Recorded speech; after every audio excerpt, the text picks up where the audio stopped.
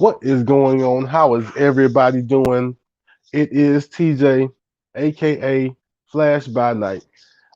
And of course, it's Wednesday. It's New Comic Book Day. And so I am here live with the re-up.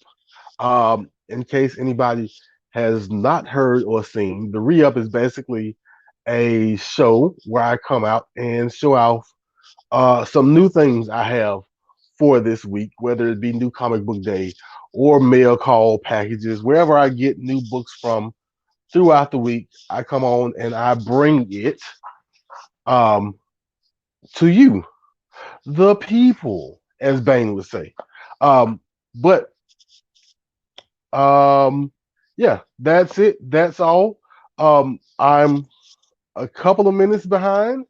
Um, and if we're going to be honest, totally honest, um, because I try to be honest with everybody, as open as I can with myself.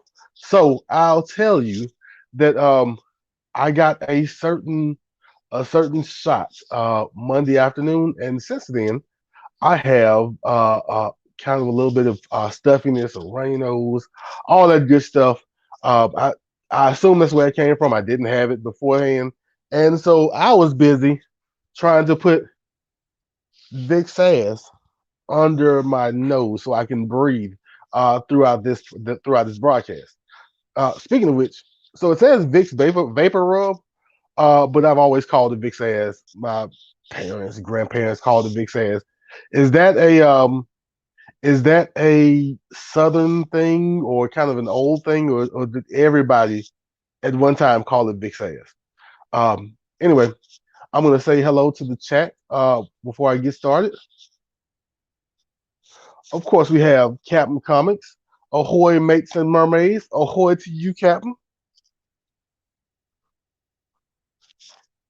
Got Rashad Donaldson. How are we doing? We got Trent Stewart in here. How are you doing? It's good to see you here too. Yeah, yeah, yeah. I I held off for a little while and I went ahead and took it. And as soon as I took it, it tried to take me out.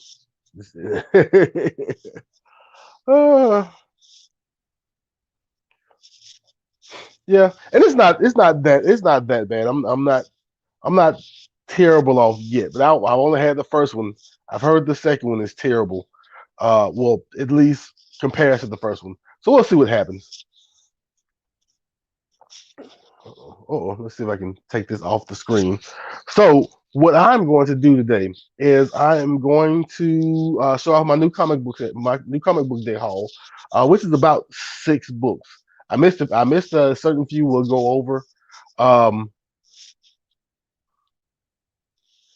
Yeah, I think it is. I think it is. We didn't want to pronounce the whole thing. We just gave it its own twang, if you want to call it that. And then we have Mark Spector Comics. How are you doing, sir? A fellow Moon Knight connoisseur.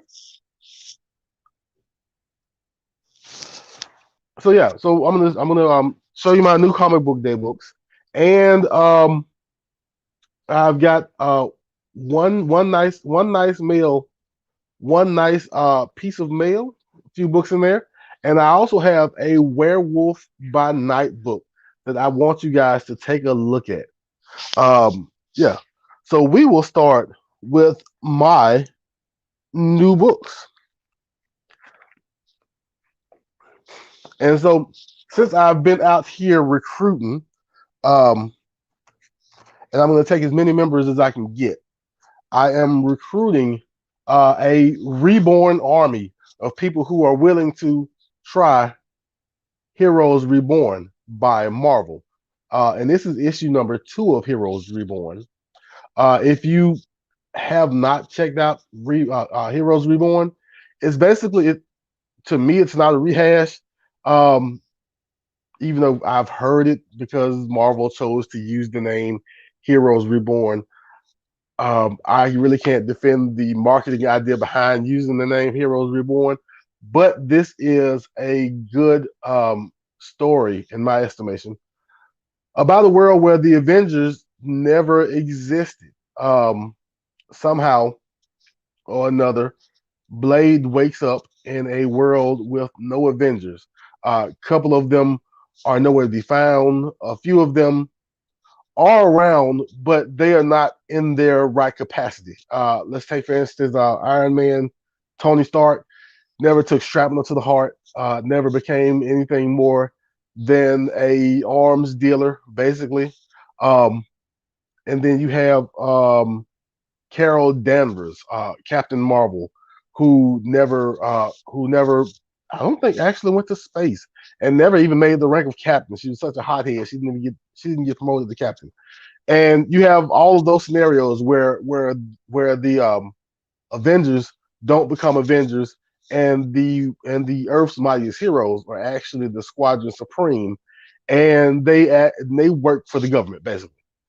They are, from what I've heard, because I don't know anything about Squadron Supreme, but they are a kind of an analog to the Justice League for Marvel, including somebody who looks strangely familiar to Wonder Woman. Like Hyperion is kind of Marvel's Superman answer, but he doesn't look like Superman. This, I think, is Power Woman, Power Girl, one or the other. Looks almost exactly like the movie version of Wonder Woman to me. But anyway, that story started off good. The last page, I said in my review that the last page of issue number one, I actually heard a certain theme song coming from that page. That's how much I liked it. So if you want to try this out, I would suggest doing so. I think it may be a weekly book, so it may not take that long to wrap up. But I enjoyed issue one, and I'm gonna dive into issue two pretty soon. With that being said, um, I don't know if everybody's LCSs were doing this, but my store, um,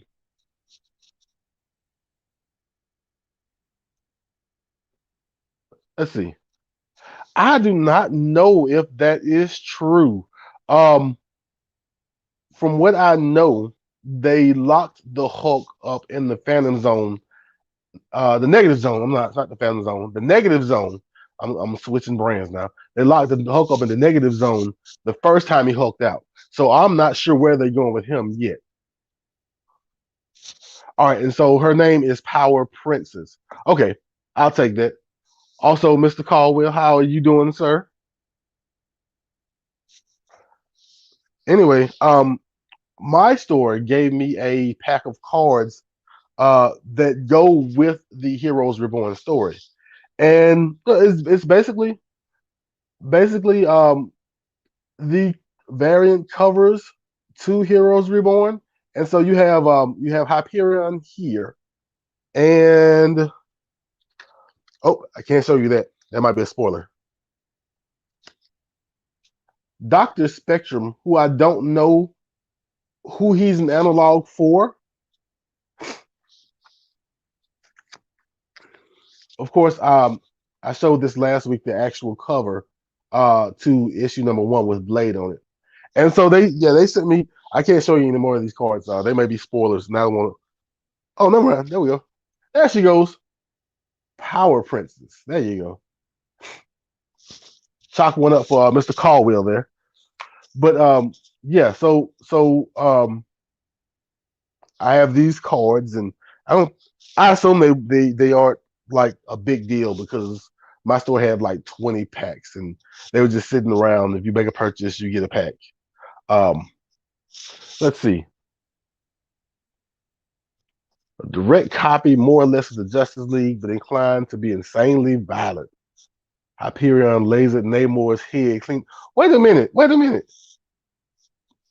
Trent Stewart, is that a what if, or is that a in continuity story? Like, how did that work? If you don't mind sharing with us. Um, I've I've heard some things about Hyperion. I was actually really interested in him um, in the last Taskmaster miniseries because of course, Taskmaster had to go and copy a few of the world's greatest spies in order to accomplish an objective. And one of them was Coulson. And Coulson basically called backup, and backup was Hyperion. And so they kind of gave you some details behind Hyperion during what was supposed to be a fight. Amazingly, Taskmaster lived. Um, that's kind of what even more interested me in the character is that he went toe to toe with Hyperion and managed not to die. But I did not know that he or they were that ruthless. I'm really gonna have to check that out. But yeah, so that was Heroes Reborn. Number two, like I said, I'm recruiting for my Reborn army. If you want to join up, all you got to do is check out the book. Next book, I have never read a book of this group before, but I wanted to check it out because I like the Peach Momoko cover and the idea of Doctor Doom saying "I do" to someone is really interesting. I I I know Doctor Doom as a huge villain in Marvel. Outside, and I know him to be an antagonist for the Fantastic Four, but then kind of getting around to other places also. But I don't know much more about Doom than that. So the idea that he's supposed to get married to someone piqued my interest enough to pick this book up and at least thumb through it and see who she is and why this is happening or if it will happening. I'm taking bets right now on whether or not Doctor Doom will actually say "I do" or "I Doom." Um, yes, I picked this up just because I saw the cover and I need to know if Doctor Doom is actually going to get married. And if I like the writing on this, because I've never seen anybody pick up Fantastic Four, I'm guessing that it's just okay and it hasn't knocked anybody's socks off. But if I like the writing on this issue, I may give the four a try. We'll see how that goes. All right, let's see. Squadron Supreme series from a few years back. Most of the acts tend to be outside the country. Squadron Supreme number one is the Namor killing. I feel like I may have actually come across that book in the shop today. I may have to double back and check it out. If nothing else, to see if they actually well, I assume you know, but to see if they actually show Namor's head getting sawed off. If I go back and get that book and it's in the book, I will bring it to you guys because that's kind of weird. Because they didn't saw off some random's head or some non-powerful human rookie's head. It's Namor, and Hyperion does that. So I've got to go back and check that out. All right. How are we doing? Naj, how are we doing tonight? Thank you for stopping by. All right. So the third book I picked up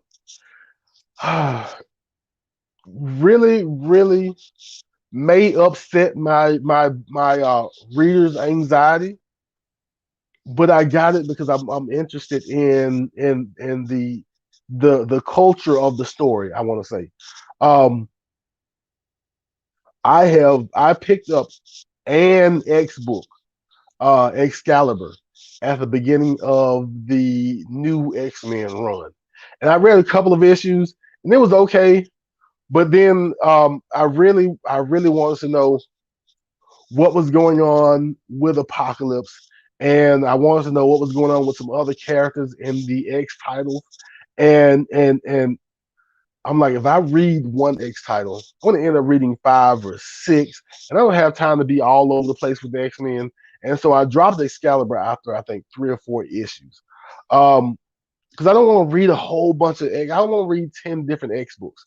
Um, I am I I am not against the X reboot. I am not against trying new things with the X Men. I know a lot of people are. A lot of people want the X Men they know from the '90s and such. They want those X Men back in the comics. Those that kind of storytelling. I am not against rebooting and telling a brand new story with the X Men. but I don't want to have to read 10 books to get the whole story. That being said, I I do like the inner workings of companies. I like the how this company was born type of biographies. I like behind the scenes stuff with companies. And so what I did was I picked up X Corp #1 with the Scotty Young cover. I believe it features Warren Worthington, and I assume I haven't read the solicitation, but I assume that he and other mutants are working at or running the corporation that if you remember back to the beginning, House and Powers of X, um, the mutants in Krakoa were being funded basically by drug innovations and by new medicines and things like that. I assume that the pharmacy or big pharma company that is doing that is where this takes place. And I want to read it. I want to see what if I see what happens behind the scenes at this pharmacy if that's where it is. Um, um, yeah, I'm a sucker for that. In fact, I was thinking to myself as I was riding home. One day, I don't know if anybody watches Wink Inc., but one day Wink is going to do a behind the scenes of the boardroom, and I want to see that also. But we're gonna check out X Corp, see what happens behind the scenes, and yeah, I'll let you know if I like it, if I can keep reading it, and most of all, if I can read it without wanting to read other X books. That may be my biggest deterrent is my X book anxiety. Next book I have kind of follows this path that I think DC is going on. Uh, for anybody who read any of the Future State books, you can kind of read some of the newer DC books, and you can see the possibility of those stories heading down the road to the Future State.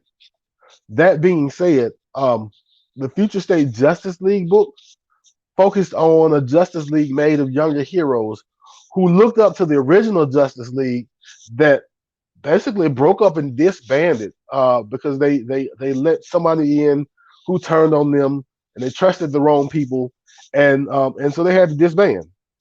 Well, Justice League Last Ride came out today, and I think Justice League Last Ride is the same kind of story. Something's going wrong, and the Justice League may be disbanding. They may have trusted the wrong person somewhere down the road. Something major is happening to the Justice League and Justice League Last Ride. Of course, it is written by Chip Zdarsky, who is a name among names in the community. And so I wanted to give this book a try, and I'm really curious to see if this book kind of leads down the road to the Future State Justice League future. Like I said, I think a lot of books you can check out Batman. You can check out I don't know if the Superman titles are doing this, but I know the Batman titles are pointing their finger directly at Future State Batman, Future State Gotham, Dark Detective, all that good stuff. And so I'm hoping the Justice League Last Ride is kind of doing the same thing, at least making a crack, making a dent in the Justice League. However, don't forget, Black Adam is in the current Justice League book. That may be where the splinter comes from. I'm just saying. My next book is a indie book, and I believe by Image. So it is Time Before Time. I really want to call it Time After Time, but that's just my age showing. But this book, Time Before Time, is basically about time travel. And the mob basically has control of whatever machines, whatever technology that we need to time travel. And with the right amount of money, the mob will smuggle you back in time to some other point where you can live a better life than they're living in the future. I don't know if everybody's living rough in the future, but the mob will smuggle you back in time for the right price. And somebody in the mob's ranks has gotten tired of this line of work and taken the time machine or some of the technology for himself and gone back in time. The mob does not let that ride. So we're going to check this book out and see what it has. And my last new comic book day book for the night is the best indie title. Let me say it again: the best indie title on the shelves today. Um, um, we have seen the children get killed. We have also seen conspiracy theories. The best indie title on the shelf: Seven Secrets #8. I'm gonna push. I'm gonna push that narrative until it starts to push back. But of course, I love Seven Secrets. You've got Casper, of course, who is part of the Order of Seven or the Secret Order of Seven. I think Secret Order of Seven, who basically carry these seven secrets inside briefcases that could destroy the world if they are found and opened by the wrong people. Um, I'm up reading through issue 6. And issue 6 was really funny. Well, actually, I guess it wasn't funny. It's kind of sad actually. Um, Issues 1 through 5 kind of showed you that Amon, the villain thus far, and the Seekers had all the answers. This secret society was not secrets from him. He had all the answers. He knew everything they were going to do. They had plan A, plan B, plan C, and at each turn, he was waiting for them with his group of seekers. And by issue 6, it all came to a head, and the almost bloodbath that Seven Secrets had been leading up to happened. And then as a lot of you will probably say and have heard before, somebody made a way out of no way, and the order got to live on, but it was not without casualties. So I'm going to check out issue #7 and issue #8, which I have here, and see where this takes me. Also, never mind. We're not going to talk about the Queen of England. I'll wait for issue #10 for us to talk about the Queen of England. But she is she's an interesting person, and it sounds like we may get more.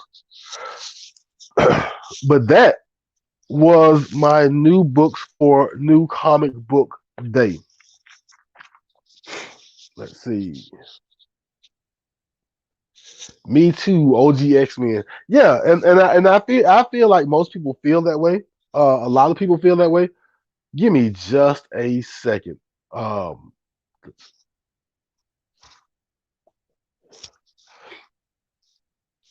I had to disappear for a second. I hate to tell you, but I had to stop a little bit from happening up here. But I will not be deterred from doing my video tonight. Let's see. Sounds interesting. May need to check that out. I assume you mean that the time before time. Again, I want to call it time after time, but that's just me acting up.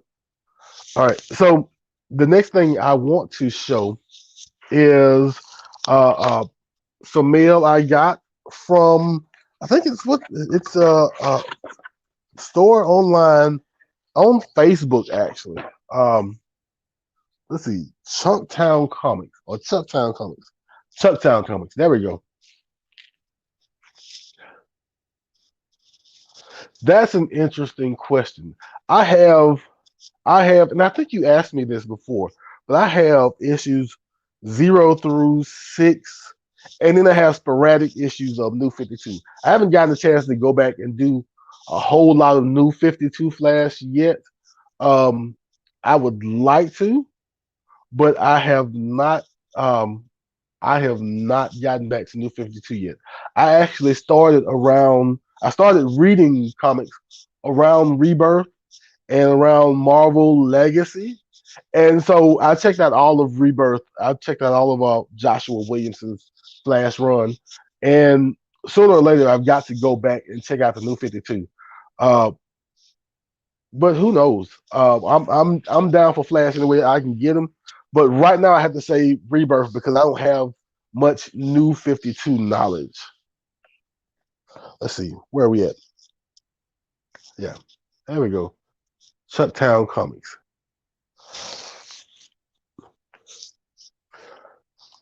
So they sent me a few books I ordered maybe a couple weeks ago, and there's that one of these books has a story that I'm going to tell. Um, I would usually make a whole nother video for this story, but we're going to do this live. Let's see. They're even making fun of them not being able to die in their own X-Men books. Yeah, so I got a feeling that's going to turn around sometime soon. Like I know it's been the standard for like 1 or 2 years, and it's a thing. But like a couple of characters have already kind of come back, but come back different or come back with no memory of beforehand. And I think they've been teasing the price of this kind of immortality that the mutants have enjoyed thus far. And I think they're gonna roll that back in the next, I say next year or two, but I think Jerry Duggan is actually writing a another X-Men #1 and kind of carrying it forward. And I wouldn't be surprised if a new writer decides that, or maybe it's been the plan all along, that sooner or later we've got to stop the mutants from not dying, and let that trope go. I think it may have been a plan, and we kind of, no matter what age, what location, what background, we kind of all live in this "what have you done for me lately" society, and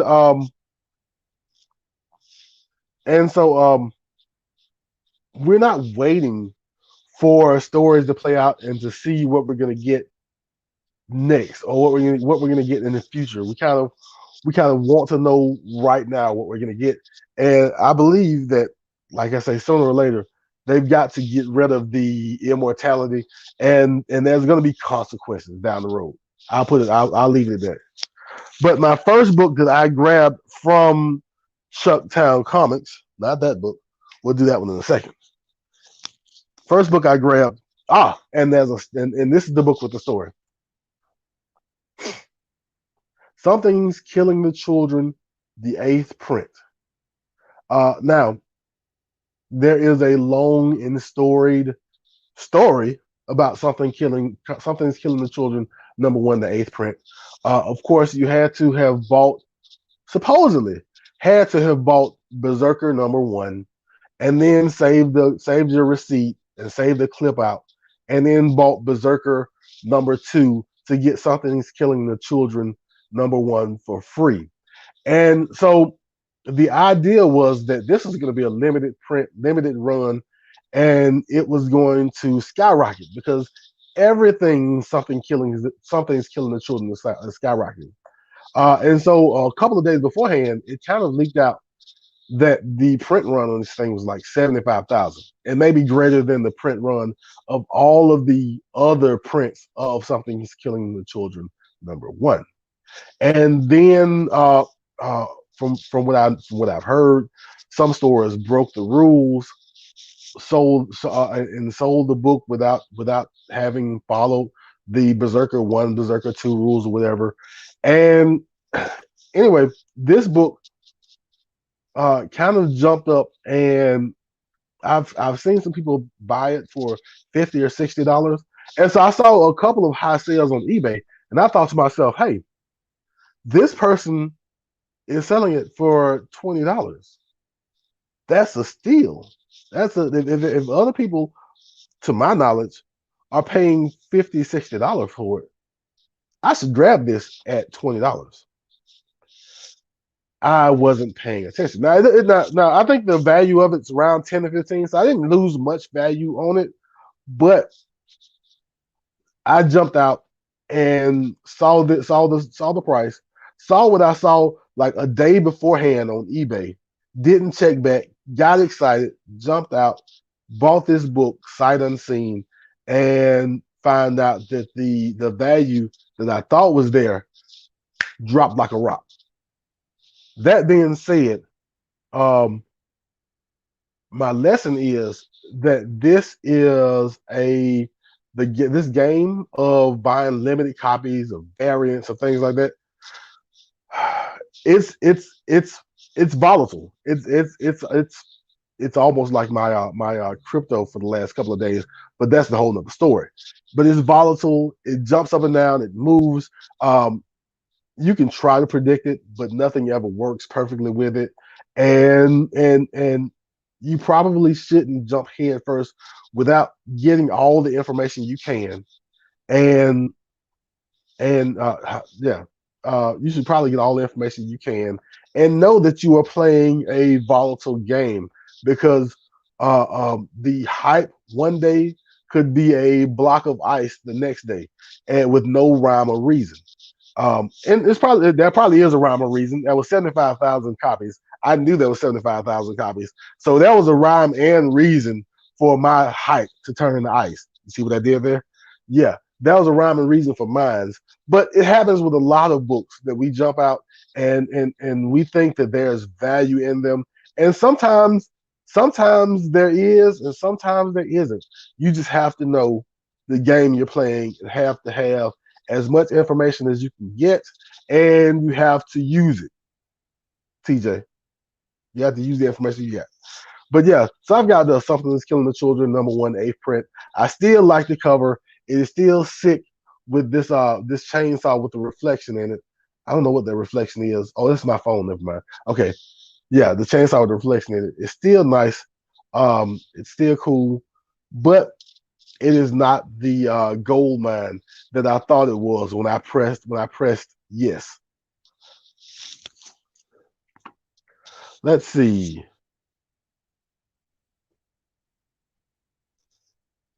Nope, that one's not going to the moon. Let's see what eBay stands for. How can someone on this site rip you off today? Yeah, see you've got to watch out for it because people are doing people are doing the most. People are taking advantage of extra income, and they know that certain buyers aren't as savvy as others. They know that certain buyers are more anxious than others, and if you don't watch it, they can get over on you. And like I say, this comet you strapped yourself to is gonna drop like a rock, and you have no way to stop it. You didn't even see it coming. That's why I say make sure you have as much information as you can. Almost one of the easier ways is to turn on the sold option for whatever book you're looking for and see what exactly what it sold for. But like I said, that didn't even work. That didn't even work for me because I saw a few high sales and thought I was getting a bargain.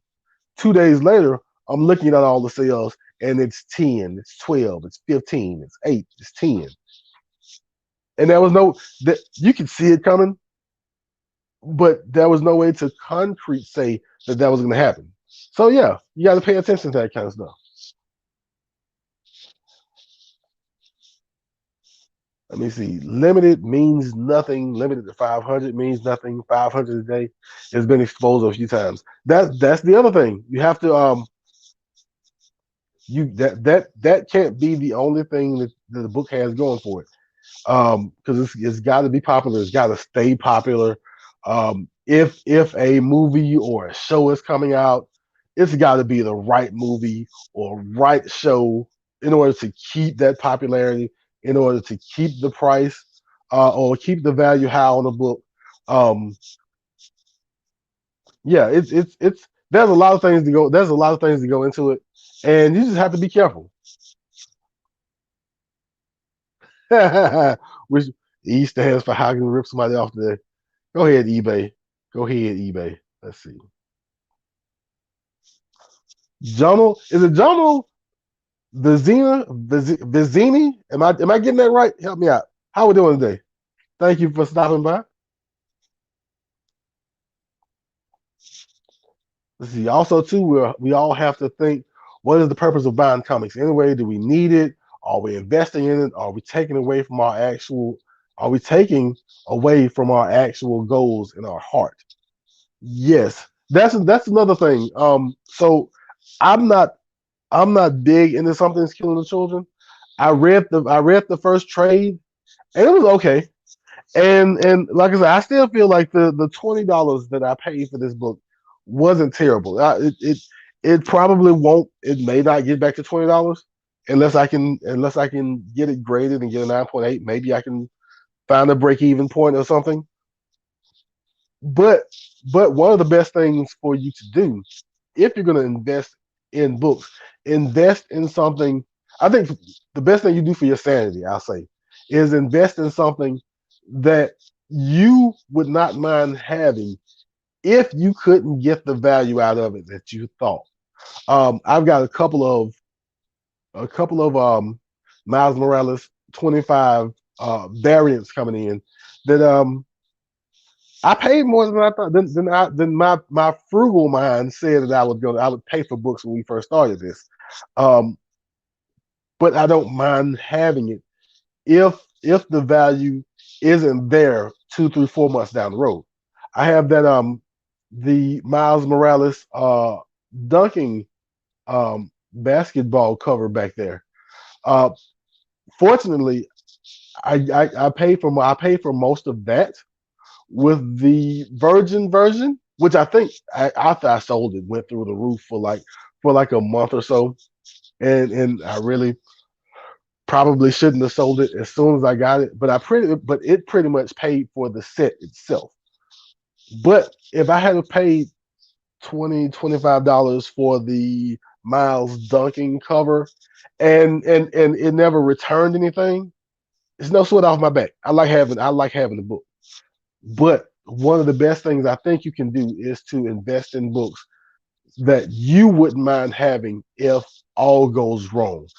Yeah, it's kind of a good thing I think for your mental state if you have a book that you can't sell but you like seeing it, you like having it.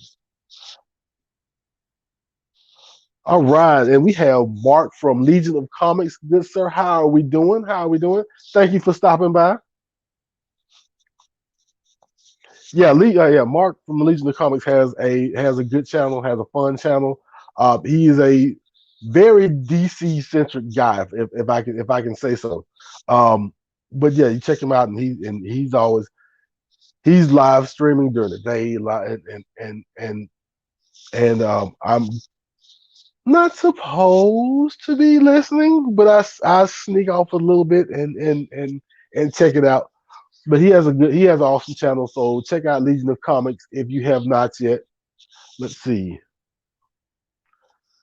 I now just pull for good story in the long haul. It's impossible to predict. I have books worth 50 to 75 from the 90s and early 2000s. I had in the common box for years. Let's see.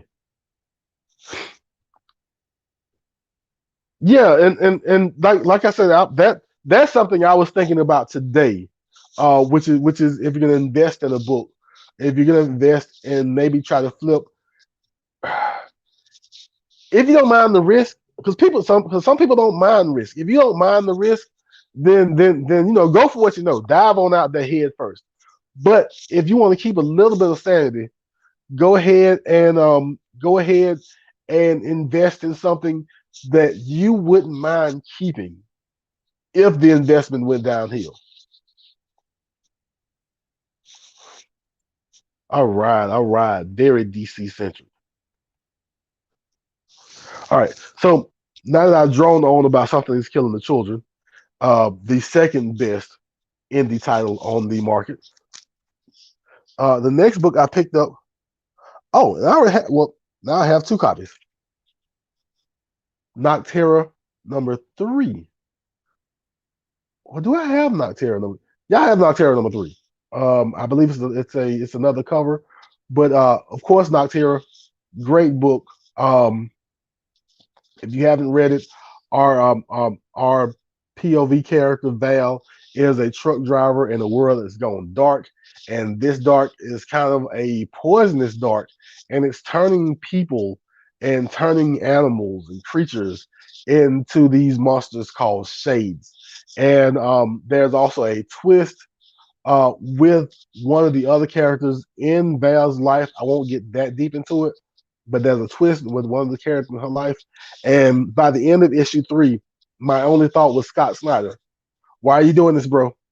Why are you doing this, bro? Hold on just a second.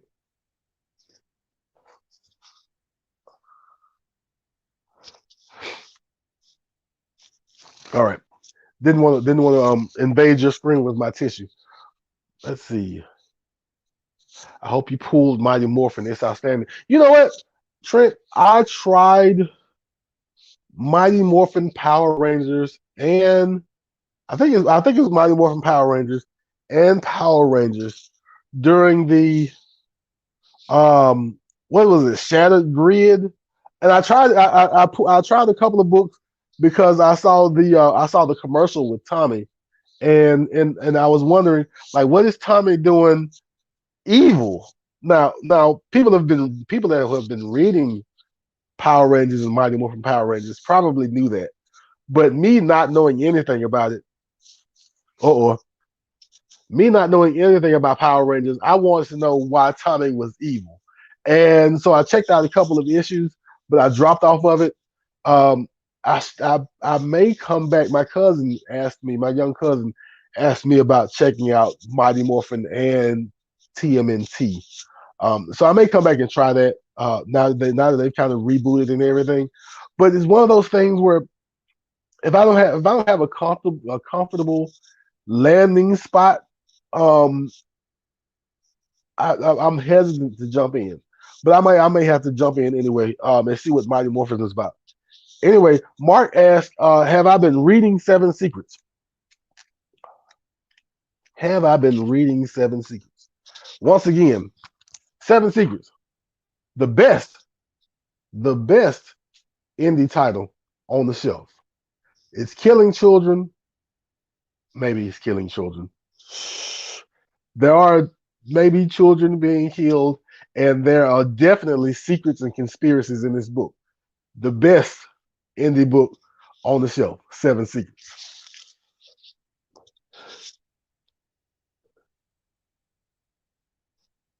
See, this week's Mighty Morphin didn't impress me. The next Power Ranger 7 is good though.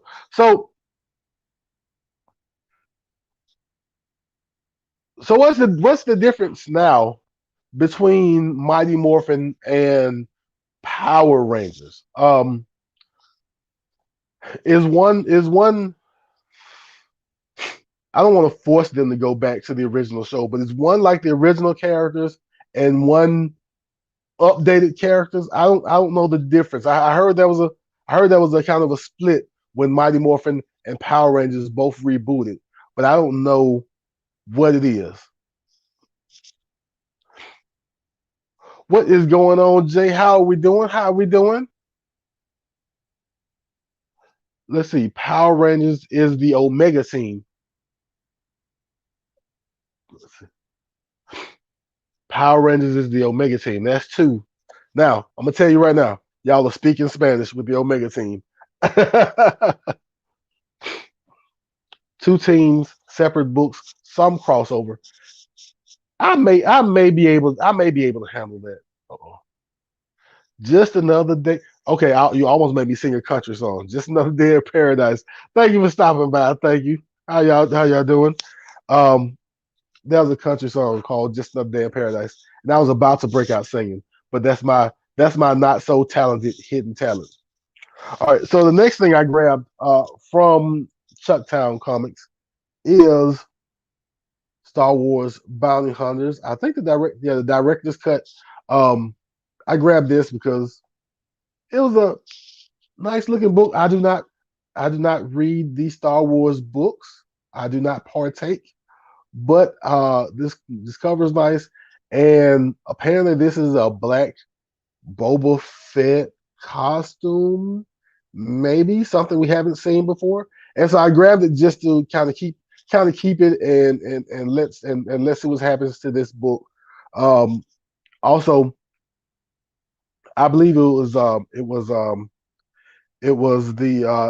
pressable defects that said that more than likely, but since this book, the director's cut and the regular cut came out at the same time, the director's cut might not have gotten ordered as much. So I got this in case it's also scarce, and maybe it's a demand later. Aha. And then I have another issue of Robin #1, the A cover,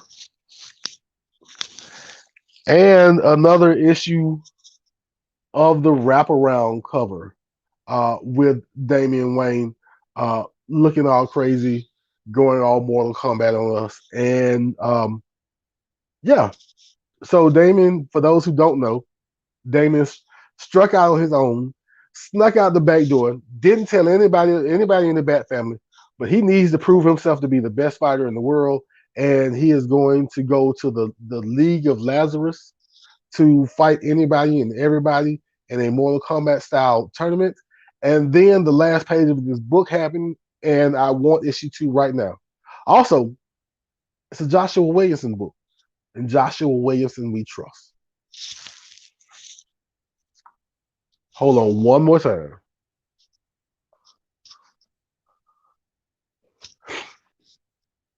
There we go. We're back.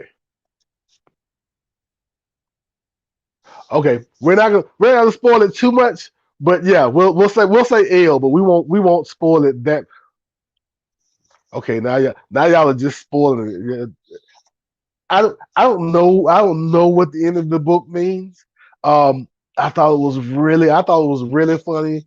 Um, I told somebody it may signify him actually, even though the book's called Robin, him literally losing the R on his uniform. We'll have to see. But yeah, he was a little cocky, a little confident. He beat up Bane's daddy. That's funny. But it didn't end very well for him. But we'll see what that means. All right, the next book I got is a variant for issue number 25 of Miles Morales Spider-Man. Of course, it's the start of my Clone War because I haven't read any other Clone War besides this one. Not Clone War, Clone Saga. Clone War is a whole different thing. That's where Star Wars comes in. But I grabbed this variant, which I'm not sure it was Spawn. Does anybody know where this style of cover started? Did it start with Spawn? I've seen Spawn with one. I've seen Black Widow with one. I think I've seen a couple of other characters. Does anybody know where this style started? Where this style of cover started at? But yeah, so I checked out the Clone Saga. Clone Saga started off. Um, it wasn't great, but it wasn't bad. It didn't knock my socks off. It was kind of a standard beginning. Um, let's see. That makes sense. Amazing Spider-Man makes sense for that. But yeah, it was kind of a standard beginning. But once the clones, quote unquote, caught up with Miles and they had like a confrontation at the end of issue 25, I think it may take a turn for the better in 26. And and most people are worried because the other clone sagas throughout history have apparently spanned different books and taken years and years to complete, and they've been done over and over and over again. This clone saga is only 4 books. By issue 28, Saladin Ahmed says that that it's going to end very emotionally and very heartbreaking for someone. And so we're going to have to see what happens at the end of the Clone Saga. Let's see. All right. Thank you for stopping by, Mark. Thank you for stopping by. Hope you have a good night. Say good night to the fam for me. Thank you. Have a good one. See, ASM 700. Okay. Okay. So it's still a more recent last 5-6 years. Okay. And the last book I picked up, and I've been waiting to read this one, is Shadow Man #2 by Cullen. Is it Cullen Bunn? Yeah, by Cullen Bunn over at Valiant. And this is my first Valiant book. I haven't tried out Valiant before, and so I want to try the Shadow Man book and see what it's about. Apparently, it's kind of horror, kind of that may be voodoo involved. It may be in. Louisiana somewhere. I may be talking out of the side of my neck. So let me not drown myself. But I'm gonna check this book out and see what it has. And that is the last of my, I'm gonna say, regular books for this week. But I have one more book left to show. Um, and for those who don't know, Flash by Night, of course, is an amalgam of Flash and Moon Knight, and the by comes from Werewolf by Night. So that's kind of the mashup I went with. Let's see. That's what I was thinking. I feel like I read that somewhere, but I didn't want to go too far off and just declare it to be so. But um, Werewolf by Night and Moon Knight and Flash were kind of the inspiration for the name of this channel. And I grabbed a Werewolf by Night book over the weekend. Um, and it is really interesting. It's really, really interesting. And I was going to build a suspense up to Werewolf by Night 32, but I'm not going to do that to everybody. Um, if I happen to win the lottery or hit it big at a casino one day, I will let you know when I bring Werewolf by Night 32 in here. But I do have Werewolf by Night 31. Now, the reason why I picked up Werewolf by Night 31 is um, a little bird told me something about this book. A little birdie said that this book may be interesting for a few reasons.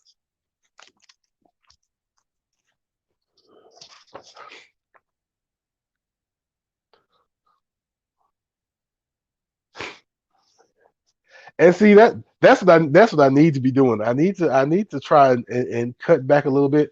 And I'm already as I say hashtag team small haul. But I need to cut back a little bit and kind of at least cut some of the $4 and $5 books, especially the ones I'm not reading. Cut some of the $4 and $5 books out of my life, and maybe concentrate on some bigger books. I think I'm going to do that in the future. But every time I get on social media on the internet, there's an auction somewhere. Somebody has a claim sale. There's a dollar book I need, and if you're gonna buy a dollar book with like $9 shipping, now you got to buy 5 books to make yourself feel better about shipping. But now you've spent more money, and it's a rabbit hole that I find myself falling down. Even though I say I'm not gonna fall down that rabbit hole, I go ahead and jump head first into it anyway. In fact, Captain Comics just pointed out a Fighting Marines book that's part of a claim sale. This only gonna cost $1, but the shipping is gonna be $9. Now I either have to pay $10 for a Fighting Marines book, which I collect Fighting Marines books, or I have to pay $20 to get more books to make me feel better about the shipping. But I may not want those books. I may just want the Fighting Marines book. So I have to have some more discipline.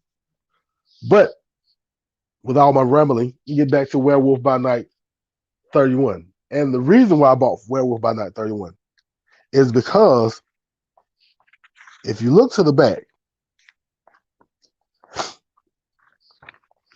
there I don't think he has a cameo, but that was can we get it? Can we get it? There we go. The first mention of my man Moon Knight is in Werewolf by Night 31. I don't think it's a big deal. I I recently found out that is the case with the first mention of Moon Knight being in Werewolf by Night 31. And I feel like if it was a really big deal, that everybody would have known it, and people would have been all over the place scrambling to get it, and people would have shown it by now. But I have one copy now. I have one copy incoming, both about for $10 or less. But Werewolf by Night, number 31, first mention of Moon Knight. And that is my final book for tonight. Um, I appreciate everybody stopping by. And let me pause one more time.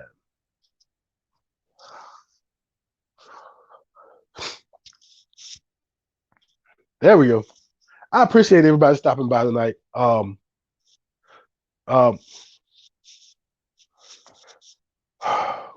yeah. It may move a little bit when the show comes out. But 32 is going to cost me an arm, a leg, two of my other toes, and maybe an internal organ to get by the time the show comes out. Um, I was doing a origin story with Dream of August Comics, and he asked during his origin story, what book have I sold? What book have I sold that I would like to have back? And I told him I haven't really sold a book that I'm dying to have back. But when I first started collecting 2 or 3 years ago, when I first like got into started to get into collecting. I've been reading for a little bit, but I wanted to try and find what are not called keys. I didn't even know they were called keys back then. But I would pass by Werewolf by Night 32 on eBay for 75, $80, 85, $90, a couple of them for $60. And me not knowing what I was doing, like who's gonna pay 50 or $60 for a comic book, Werewolf by Night 32? Who's gonna pay 60 or $70 for this book? Now, if I can go to my refrigerator and get you the amount of eggs on my face for not having bought a 50 or $60 Werewolf by Night 32, it'd be at least a dozen and a half eggs on my face for not buying Werewolf by Night 32 for less than $100. But that, and maybe we'll run into it one day. Maybe I'll get good at this whole making the business, making the hobby pay for itself thing, and maybe I'll build up to a Werewolf by Night 32 one day. We'll see how that works. But yeah, so we're gonna cut the show off here, so I don't have to cut y'all off again while I use this tissue to make sure I don't have snot flying everywhere. I know that's TMI, but like I said before, I'm gonna be real with you. I'm gonna be as open with you as you will allow me to be. And so yeah, we're gonna take it in tonight. But as I always say, let me see if I can work this right. See if I can work this out right. As I always say, love yourself, love others, and I will be back in the flash.